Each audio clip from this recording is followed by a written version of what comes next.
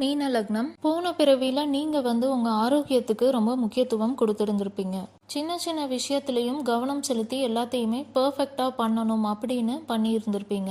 உங்களால முடிஞ்ச உதவிகள் சேவைகள் எல்லாத்தையும் மற்றவங்களுக்கு பண்ணியிருப்பீங்க. உடல் ஆரோக்கியத்துல அதிக கவனம் செலுத்தினால உங்களுக்கு பிடிச்ச உணவுகளை நீங்க சாப்பிடாம இருந்திருக்கிறதுக்கான வாய்ப்பும் இருக்கு. எந்த ஒரு விஷயம் பண்ணனாலும் எல்லாத்தையும் பிளான் பண்ணி பக்காவா பண்ணியிருந்திருப்பீங்க.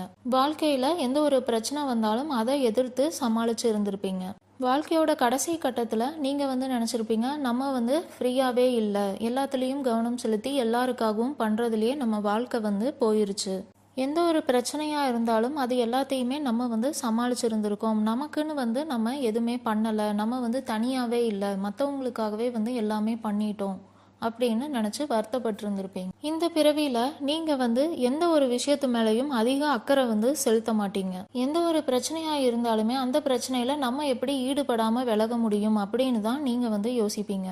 அது நீங்கள் வேலை பார்க்குற தொழில் பண்ணுறதுலையா இருக்கட்டும், இல்லை உங்கள் திருமண வாழ்க்கையிலையா கூட இருக்கட்டும், பிரச்சனைகள் அப்படின்னு வருதுன்னா அதில் இன்வால்வ் ஆகாமல் எப்படி விலகிறது அப்படின்னு தான் யோசிப்பீங்க. தனிமையில் இருக்கிறதுக்கு விருப்பப்படுவீங்க. உடல் ஆரோக்கியத்தில் அவ்வளோ அக்கறை செலுத்த மாட்டீங்க. டாக்டர் இதில் நீங்கள் கவனமாக இருக்கணும், இதெல்லாம் சாப்பிட வேண்டாம் அப்படின்னு சொல்லி இருந்தாலுமே நீங்கள் அதுக்கு முக்கியத்துவம் கொடுக்காம உங்கள் ஆசைகள் என்னவோ நீங்கள் அதைத்தான் பண்ணுவீங்க. நீங்கள் மீன லக்னமாக இருக்கீங்க அப்படின்னா உங்கள் உடல் ஆரோக்கியத்தில் கவனம் நீங்கள் கண்டிப்பாக எடுத்துக்கணும். அதே மாதிரி உங்கள் குடும்பத்தில் இல்லைனா திருமண வாழ்க்கையில் எதுவும் பிரச்சனை வருது அப்படின்னா அதை நீங்கள் எப்படி சால்வ் பண்ணுறது அப்படின்னு பார்த்து பண்ணுறது உங்கள் வாழ்க்கைக்கு நல்லது. உங்கள் வேலை இல்லைனா தொழில் விஷயத்துலையும் அதே மாதிரி தான்.